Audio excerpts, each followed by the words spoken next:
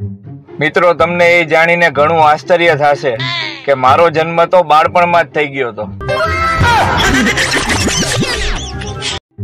અમે ઈ જમાનાના છીએ સાહેબ કે જયારે સ્કૂલના આઈ કાર્ડ ને બિલ્લો કહેવામાં આવતો. બિલ્લા પહેર્યા કે નહીં? આજકાલ લોકો જમવાની વસ્તુના એવા સ્ટેટસ મૂકે છે કે જાણે બીજા બધાય તો એના ઘરમાં રેતી ને સિમેન્ટ જ ખાતા છે. હમણાં એક બસની પાછળ લખ્યું હતું કે આપનું વાહન 80 ફૂટ દૂર રાખો. હવે 50 ફૂટનો તો માન રોડ હોય, તમે કેતા હોય તો ખેતરમાં જવા દે. બધાય કહે છે કે છોકરી વગર ઘર નથી હાલતું, પણ હું તો કઉ છું છોકરી વગર ફેસબુક, ઇન્સ્ટાગ્રામ, વોટ્સઅપ, યુટ્યુબ એ નથી હાલતું. આ કોઈને ખબર હોય તો કયો કે પત્ની જયારે બાળકોને ખીજાતી હોય ત્યારે પતિ સામું ડોળા કાઢીને કેમ જોયા રાખે છે? આ વરસાદનું તો એવું છે ને કે જો નો આવે ને તો કે વરસાદ નો આવ્યો, અને જો આવે ને તો કે હવે બંધ થાય તો સારું. એટલે આપણે કઈ એમ જ વરસાદ કરે એમ. હવે તો માથું દુખતું હોય ને તોય ઘરવાળીને કેતા બીક લાગે, કારણ કે એ વાંક તો મોબાઈલ નો જ કાઢશે. સાચા પ્રેમી પંખીડા તો મોબાઈલ ને એનું ચાર્જર છે સાહેબ. એક દિવસ એના મૈડા વગર નો હાલે. અમુક લોકો છોકરીઓને જોઈ અને એટલી સ્પીડમાં ગાડી હલાવે કે જાણે છોકરી એને ઊભી રાખી અને કહેવાની હોય કે તમારી સ્પીડ જોઈ હું તો તમારા પ્રેમમાં પાગલ થઈ ગઈ. કેટલીક છોકરીઓ ફેસબુક ઉપર એવી રીતે એના દુઃખ દર્દ શેર કરતી હોય છે કે જાણે એ ફેસબુક નહીં એનું પિયર છે. બહેનો માટે એક ઉપયોગી ટિપ્સ: સાવરણીને પાણીમાં પલાળી અને કચરો કાઢો તો કચરા અને પોતું બે એક સાથે થઈ જાય. જો સમયસર ઘરે પહોંચો તો ખાવાનું ગરમ અને ઘરવાળી ઠંડી મળે, અને જો મોડા ઘરે પહોંચો તો ઘરવાળી ગરમ અને ખાવાનું ઠંડુ મળે. ગુજરાતની ફેવરિટ ડિશ ખા મારા સમ. આપણે સલાહ આપ્યા પછી હંમેશા એવું કહી છીએ કે આગળ તમારી મરજી, એટલે કાલ સવારે સલાહ ખોટી પડે તો આપણે વાંકમાં ન આવી. પતિ કે લગ્નમાં 7 ફેરા ફરતી વખતે તે મને વચન આપ્યું હતું કે તમે કેશો એમ કરીશ, તો પત્ની કે પણ ઈ તો બધાય વચ્ચે માથાકૂટ ન થાય ને, એટલે મેં ખોટે ખોટે હા પાડી હતી. મનપસંદ પતિ મેળવવા અવનવા વ્રત અને એમાંય વળી હારું હારું ખાવાનું, પણ મનપસંદ પત્ની મેળવવા યુપીએસસી, જીપીએસસી, નેટ, સ્લેટ, આ તો ના ઇન્સાફી છે યાર. જિંદગીમાં 3 ભૂલ ક્યારેય ન કરતા: એક તો તમારી મરજીથી લગ્ન, બીજું ઘરવાળાની મરજીથી લગ્ન, અને ત્રીજું ભૂલથી પણ લગ્ન. જિંદગીમાં આ 2 વાત હંમેશા યાદ રાખજો મિત્રો, કે પવન આવશે તો પાંદડા હલશે, અને જો પવન નહીં હોય તો પાંદડા નહીં હલે. બસ હવે થેન્ક યુ નો કહેતા. અમુક લોકો ખોટું લાગે એવી વાત કરે, પાછા કે ખોટું નો લગાડતા. ના ના, ખોટું નહીં, તમને તો જંપલે જંપલે મારવા છે. પ્રેમની કોઈ ભાષા ન હોય સાહેબ. શહેરમાં એને અફેર કહેવાય અને ગામડામાં લફરું. તો કહેવાનું એ હતું મિત્રો કે દુખતી નસ પકડનારા બધાય વેદ નથી હોતા. પાડો હજી ક્યાંક શાંતિ લે, પણ જે ઉપાડો લે ને એ શાંતિ લે નહીં અને કોઈને લેવાય ન દે. આ મહિલાઓ એમ કહે કે 5 મિનિટમાં તૈયાર થઈ જાઉં છું, અને પુરુષો એમ કહે કે 5 જ મિનિટમાં પહોંચો. બે એક જ વસ્તુ છે. આ મહિલાઓ એમ કહે કે 5 મિનિટમાં તૈયાર થઈ જાઉં છું, અને પુરુષો એમ કહે કે 5 જ મિનિટમાં પહોંચો. બે એક જ વસ્તુ છે.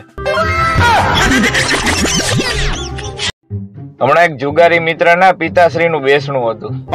ત્યાં જઈને મેં પૂછ્યું, મેં કીધું શું હતું બાપુજીને? તો કે લાલની રાણી, કાળીનો રાજા અને ચોકડીનો દસો. તોય બાપુજી જીદી તો હતા જ. એ છેક સુધી 100 ન કરાવ્યું અને છેલ્લે પોતે જ પેક થઈ ગયા. આપણા ગુજરાતીઓ પાસે બધાય પ્રોબ્લેમના સોલ્યુશન હોય સાહેબ. બસ ખાલી પ્રોબ્લેમ બીજાના હોવા જોઈએ. ક્યારેક કોક મહિલાને શાકભાજી લેતા નિરાતે જોજો. હાથમાં કારેલું ઉપાડશે, ભાવ ભીંડાનો પૂછશે અને લેશે બટેટા. કોલેજ કરતી છોકરીઓને મુશ્કેલી એ છે કે એને વાંચવામાં ધ્યાન દેવું કે એના મમ્મીનો જમાઈ મેસેજ કરે છે એમાં. વાંઢાવને મોડા લગ્નની ચિંતા નથી હોતી સાહેબ, પણ એની ચિંતા એ હોય છે કે એના છોકરાનું ભણવાનું મોડું થતું જાય છે. જમાઈ એના સસરાને ફોન કર્યો કે તમારી છોકરીમાં કઈ મગજ જેવું છે કે નહીં, કોઈ વાતે નથી સમજતી. સસરા કે તમે જોવા આવ્યા ત્યારે તમે તો ખાલી હાથ જ માંગ્યો તો, મગજની તો ક્યાં વાત જ થઈ હતી. આ જેટલી છોકરીઓ સોશિયલ મીડિયા ઉપર હોટ લખે છે એને ખાલી એટલું જ કહેવાનું કે ડોક્ટરને જઈને દેખાડી આવો, ક્યાંક તાવ ન હોય. પતિનો હાથ રાખડીથી ભરેલો જોઈ અને પત્ની કે આ શું? પતિ કે તું હજી શેરીમાં બોલ, તમારા ભાઈ તમારા ભાઈ. જિંદગીના 18 વર્ષ અક્ષર સુધારવા હાટું કાઢી નાખ્યા અને હવે બધું કામ કીબોર્ડ ઉપર થાય છે. શંકાએ તો ત્યારે હદ કરી કે જ્યારે પતિના શર્ટ ઉપરથી વાળ ન મળતા પત્ની બોલી કે કોણ હતી ઈ ટકલી? એક ભાઈ માથાના દુખાવાની દવા લેવા મેડિકલમાં ગયો. મેડિકલ વાળા કે અમે પ્રિસ્ક્રિપ્શન વગર એકોય દવા નથી આપતા. ત્યાં તો ઓલાએ મેરેજ સર્ટિફિકેટ કાઢીને બતાવ્યું. પછી તો મેડિકલ વાળો અને ઈ ભાઈ બે બધું ભરી ભરીને રોયા અને દવા ઈ કે ફ્રીમાં લઈ જાવ. એક બેન એની પાડોશી બેનને કે તારા વાસણ તો બહુ ચમકે છે, શું વાપરસ? ઓલી કે પતિ. અમારે છોકરાઓને કઈ લગ્ન કરવાના શોખ નથી હોતા સાહેબ. અમે લગ્ન એટલે કરીએ છીએ કે અમારે લીધે છોકરીઓ બિચારી કુંવારી ન રહી જાય.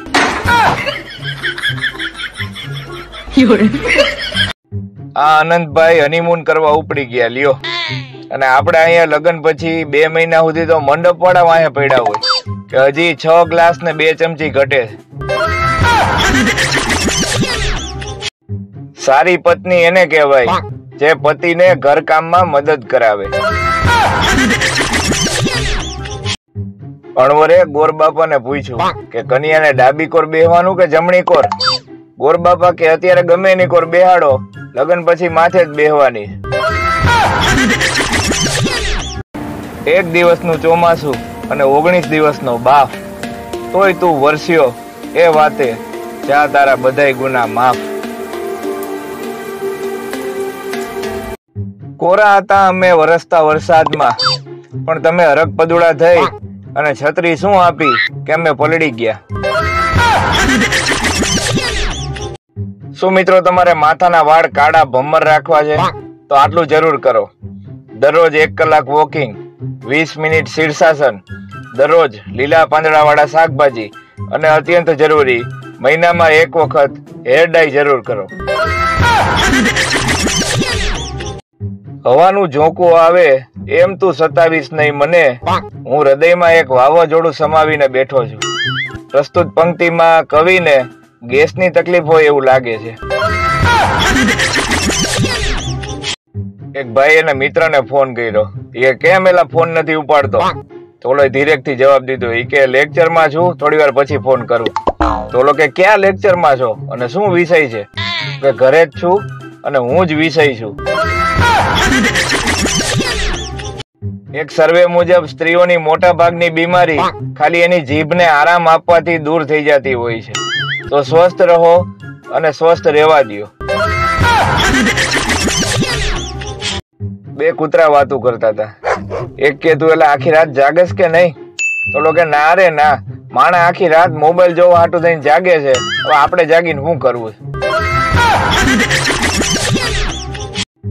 દુઃખ તો એવા લોકો માટે થાય છે કે જેના ઘરમાં 2 રસોઈ શો જોવાય છે, તોય સાંજે ખીચડી જ થાય છે. અમુક નમૂના ગુંગો કાઢી અને આંગળીને એવી રીતે જોવે કે જાણે હીરો નીકળ્યો હોય. ઉઘરાવ.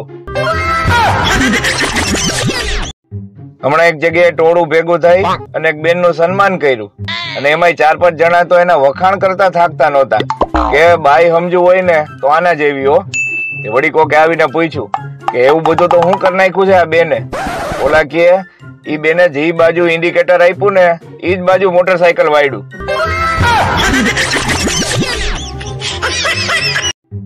લગ્નમાં જવા કોઈ છોકરી બહુ તૈયાર થતી હોય ને તો એની બેનપણી એમ કે બરોબર તૈયાર થાજે, સૌથી વધારે આપણે જ સારું દેખાવું છે. અને કોઈ છોકરો બહુ તૈયાર થતો હોય તો એના દોસ્તારો એમ કે તારા બાપાના લગ્ન છે?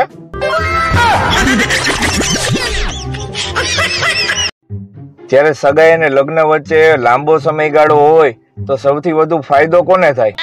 છોકરાને? ના. છોકરીને? ના. તો મોબાઈલ કંપનીને. પાપાની પરીઓ એક્ટિવા લઈ અને એટલા માટે ઉડી શકે છે કારણ કે એની નસોમાં લોહી નહીં પણ પાણીપુરીનું લીલું પાણી દોડતું હોય છે.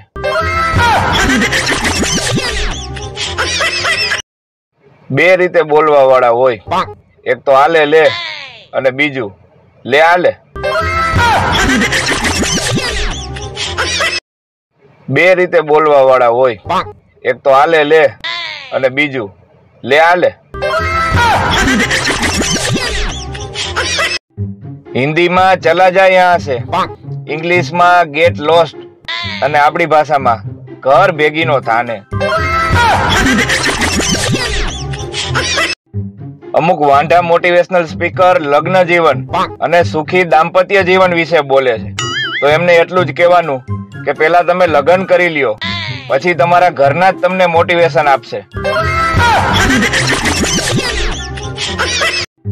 કોઈની ખોટી બળતરા કરવી નહીં, ઈ બળતરાના ધુમાડાથી એ પર્યાવરણને નુકસાન થાય છે.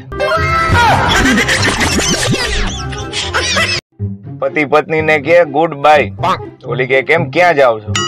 ઓલો કે ક્યાંય જાતો નથી, તારા વખાણ કરું છું. ગુડ બાય એટલે સારી બાય. તમે આવ્યા અને જીવમાં જીવ આવ્યો. આમાં કવિ વહી ગયેલી લાઈટ પાછી આવવાની વાત કરે છે.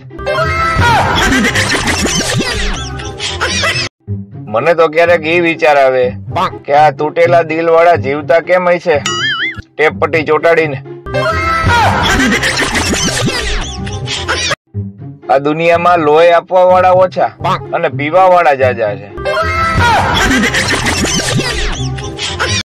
હવે એક અઘરો પ્રશ્ન એ છે કે તપેલી જો ઠંડી હોય તો એને તપેલી કેમ કહેવાય?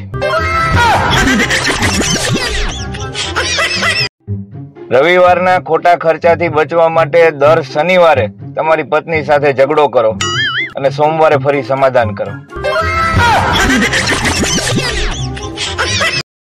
એની બહુ આદત પડી ગઈ છે યાર.